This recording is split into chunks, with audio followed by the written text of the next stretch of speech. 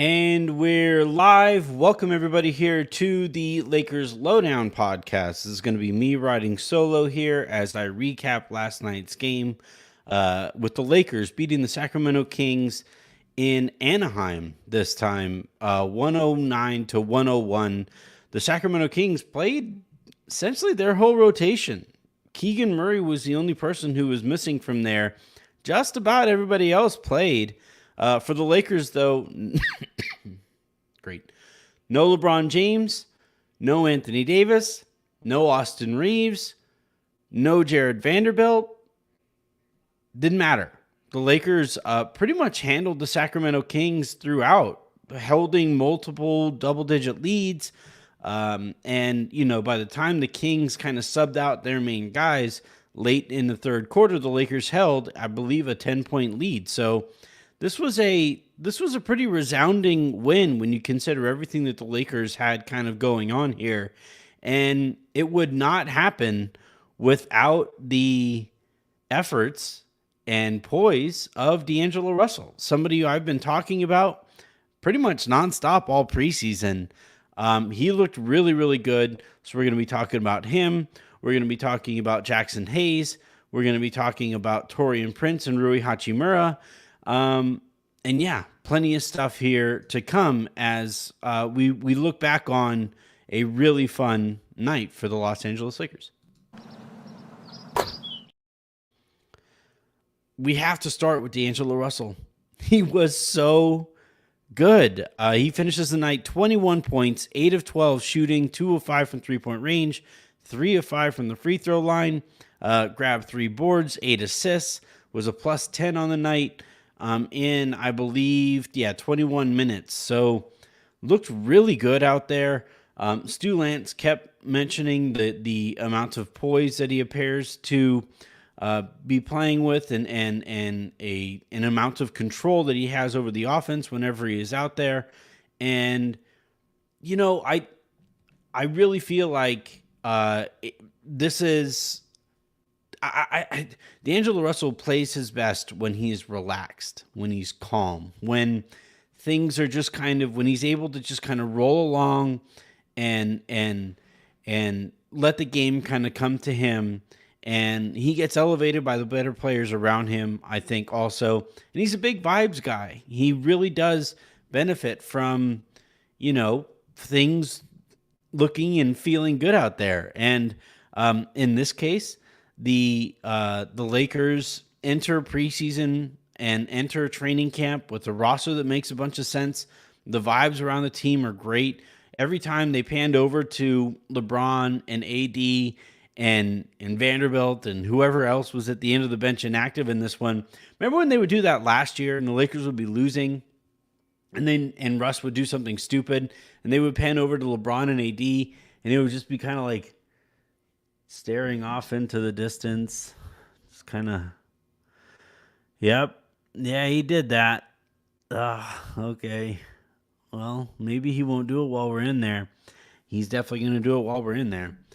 This time, though, it was really great to see. Like, every time they panned over there, except for the one time where I think they caught LeBron drinking like a giant mimosa or whatever it was he was drinking, allegedly.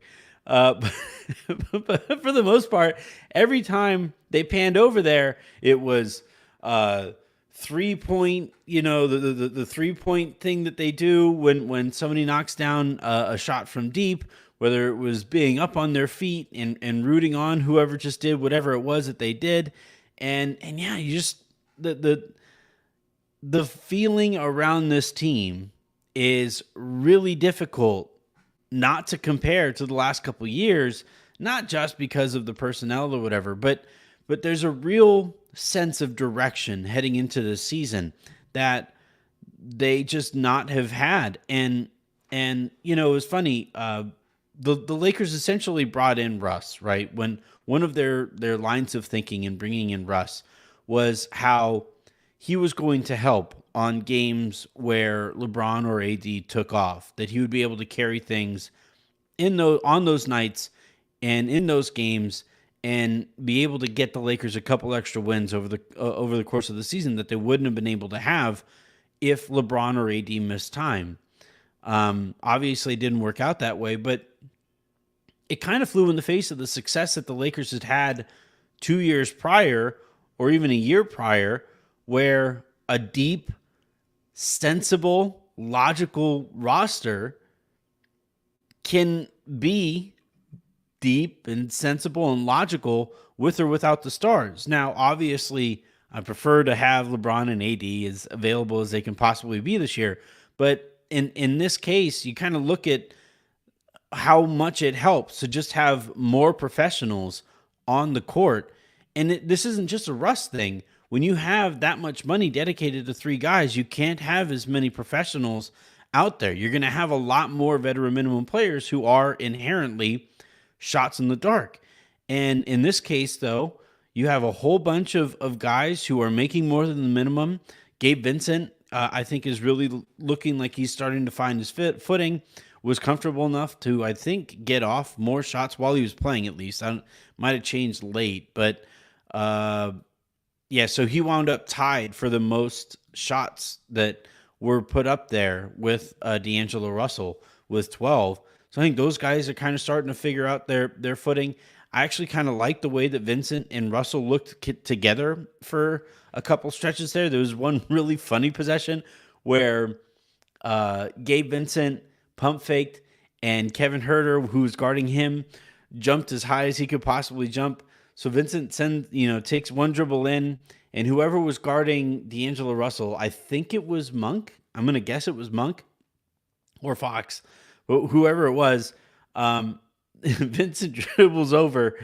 He kicks it out to DAngelo Russell, who also pump fakes, and that defender goes flying, which forces Huerter to then come back and help on DAngelo Russell, who then kicks the ball back over to Gabe Vincent, who was wide open. So you wind up having this kind of impromptu set that was created by these two tiny little guards on Sacramento who decided all of a sudden they were shot blockers.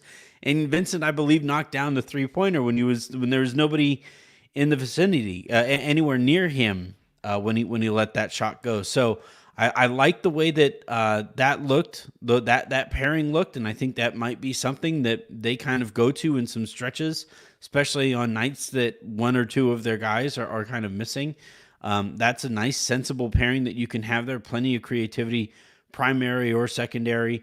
And then you look at the tertiary creators, right? And this one, Rui Hachimura got the start alongside Prince, and there were plenty of times where the ball swung over to Rui, and they just said, "Hey, it's at that point in the shot clock. Go get us a shot." And Harrison Barnes is a pretty damn good defender, and he got the better of Rui early, where Rui tried to swing through and jab step, and Barnes kind of picked his pocket. But over the course of the games, Rui won his share of those battles as well. One move came in the second half when they were shooting going to our left. If you're looking on the screen, left kind of pinch post area. He goes baseline, spins back towards the middle, shoots that fadeaway jumper, and it looked incredibly clean. And yeah, I think that's just kind of the role that he probably makes the most sense in. And again, kind of lends to, yeah, it probably makes the most sense for him to play with the second unit where he can get more of those touches than he would if he was playing alongside LeBron or NAD, who need the ball in their hands. Obviously, you want the ball in there, and with those guys. And yeah, and he looked very natural though next to Taurean Prince, where you guys know how I feel about wings. I forgot I forgot my little sounder. I'll go to a different segment here in a second. But you guys know how much I love wings. And in this case, that pairing or the Lakers' ability to mix and match their wings, that is super intriguing. There it is. So yeah, I one thing that I have been kind of curious about this year. Last year, Darvin Ham went with a lot of 3-guard lineups, right? Infamously, we just were force-fed those groups because it was his attempt at getting as much talent as he could possibly get out there, and it just so happened that he felt that a lot of his talent was in that positional grouping. This time, though, between Rui and Prince and Vanderbilt and even Christie, you do have a good collection of wings that I think you can mix and match together. And you don't have to have one of or both, two of, I guess, Gabe Vincent, DAngelo Russell, or Austin Reaves on the court at all times, because those wings might allow you to do some interesting things, not to mention LeBron, right, who's going to be playing in that 3-4 spot. And I really liked what we saw tonight when we saw Taurean Prince out there next to Rui, where obviously Taurean Prince doesn't need multiple dribbles to be successful. Rui is more comfortable with that. Prince is going to make the game a little bit more easy on him, seeing his teams aren't going to shade off of him when he's on the weak side or if he's on the corner or whatever.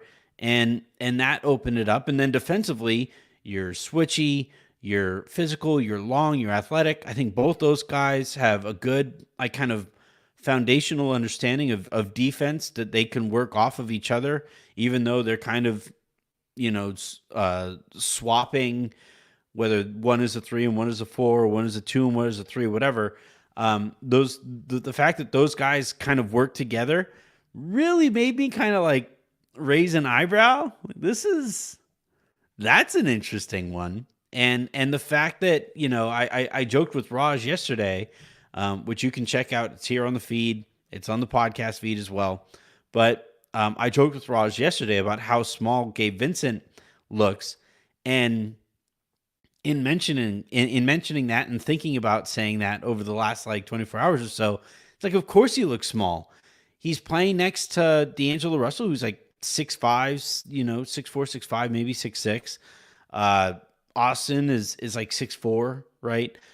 Max Christie is 6'5", 6'6".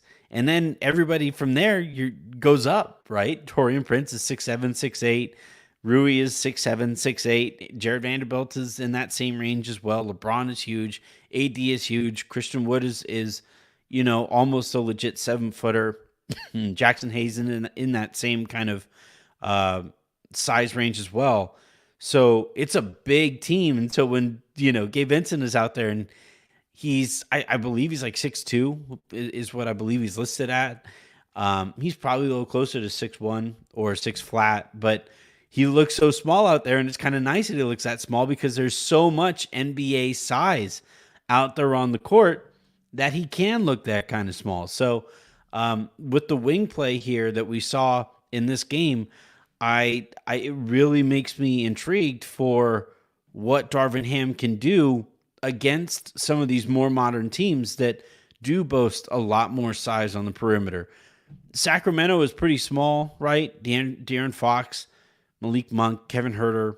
Those are their starting 1, 2, 3 guys, all of whom are either at or below league average height for their position.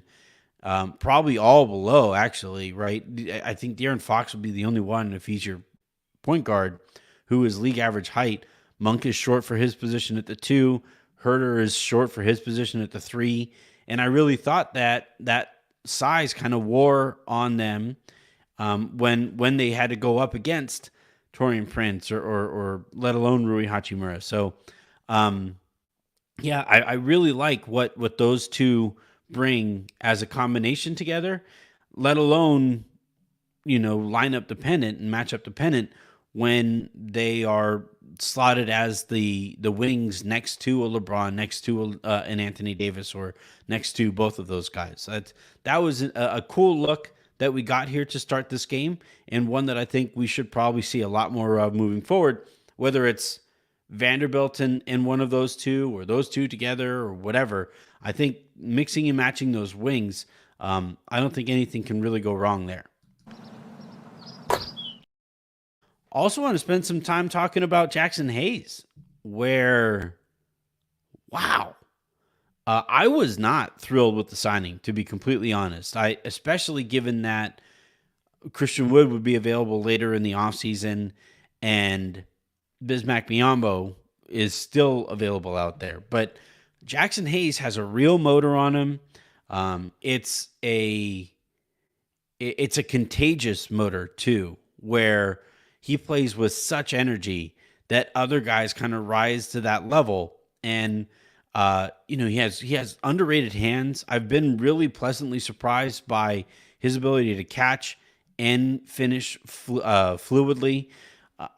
His finishing in and of itself has really taken me by surprise. Where he doesn't do much with his left hand.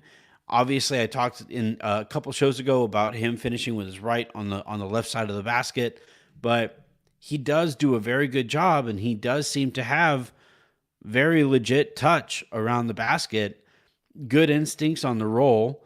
I don't want him necessarily in short roll situations where he has to make very many decisions, but if all he's asked to do is set a good solid screen, which also I really like that he does really plant and punish whichever guard is trying to get through there. He does a very good job with that. And then, on that roll or in those roll spots, if he's just basically told, if you see a big here, don't try to go through him, whatever, he does very good with those kind of, shallow rolls that are shallow reads where you don't have to do too much deep thinking. So that has been really fun to watch. And then defensively, look, like Sabonis is really difficult to guard. He's a very skilled guy.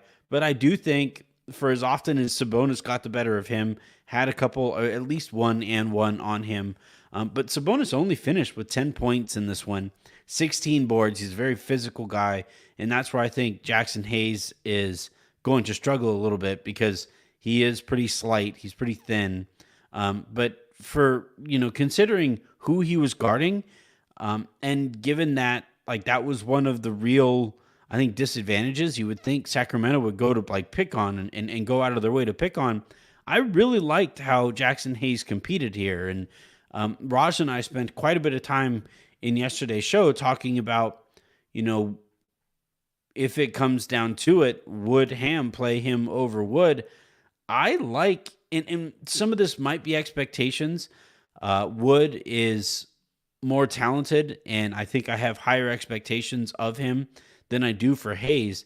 But even that said, Hayes just kind of pops. He's off of the floor quickly. He can jump multiple times. And he really seems to give a bleep. That that really goes a long way defensively. That is honestly the starting point. Like, when you talk about Damian Lillard and Steph Curry and the things that separate them as players, it's frankly the defensive side of things, where Steph has risen to the challenge, and I think he has a few more physical tools, but Steph has really risen to the challenge of defending and being at least a league average defender, if not a slightly above league average defender, I think, at this stage of his career. Whereas Dame has never really shown that fight on that side of the court.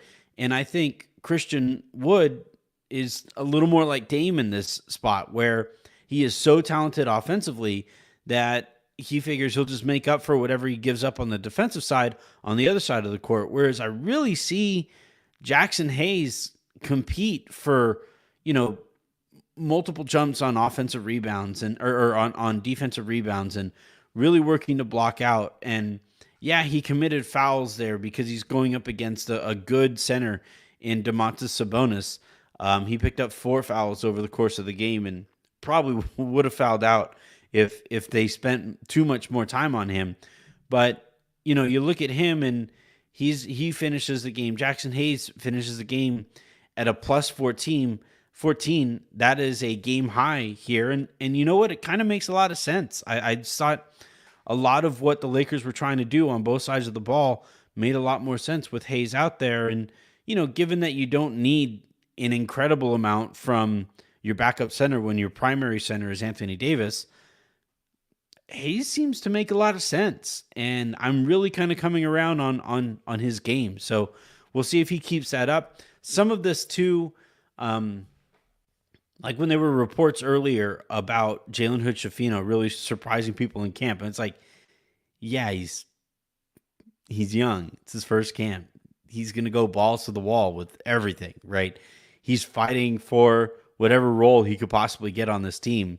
Whereas a lot of the other guys are going to kind of ease into camp and focus on not getting hurt and focus on their conditioning and getting it up to a point where as you approach the season, you are feeling a little better. And I think some of that plays out in some of these games as well, where somebody like Jaxson Hayes plays so hard that it's going to, really stand out compared to a lot of these other guys where in the third game of the preseason, most of your legit NBA players are just kind of easing themselves into it. So I'm really going to focus pretty clearly on Hayes to see if as the preseason ramps up and when we get to the regular season and you reach that, notch above this in terms of raw intensity, what that looks like for Hayes in competing at that level.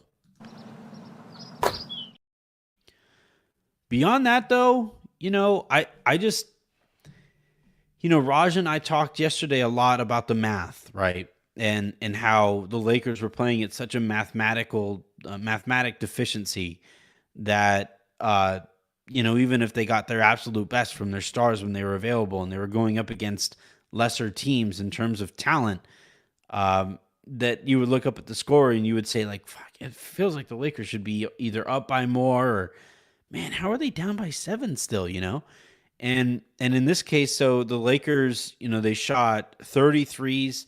They shot 33% on those threes as a team, compared to the 53s that the Kings shot and made 15 of. So the Lakers are only giving up, the I guess 15 points there.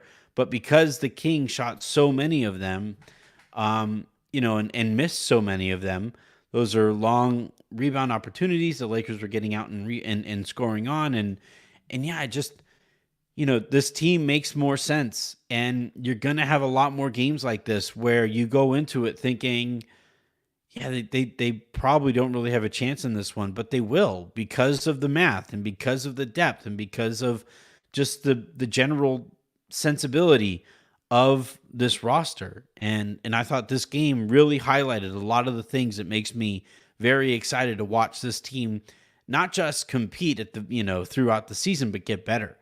Because remember, they're at that stage here and there is continuity. So, and Ham has implemented a lot of a system early on in this, is able to implement a lot of a system given the amount of continuity on this roster. But for, about half of the roster, though, everybody is still in that phase where you're learning to dance, right? And you're actually like numbering the steps. 1, 2, 3, 4, 1, 2, 3, 4, spin 2, 3, 4, 1, 2. Like you can actually kind of see some of these guys going through that on both sides of the ball. And the Lakers were able to win with that going on, without LeBron James, without Anthony Davis, without Austin Reaves, without Jared Vanderbilt. And that's a lot of that continuity that you would be working with in a game like this. Didn't matter. They handled the Kings quite easily. And yeah, it was very, very impressive here from the Lakers. And maybe kind of sort of worrying if you're a Kings fan.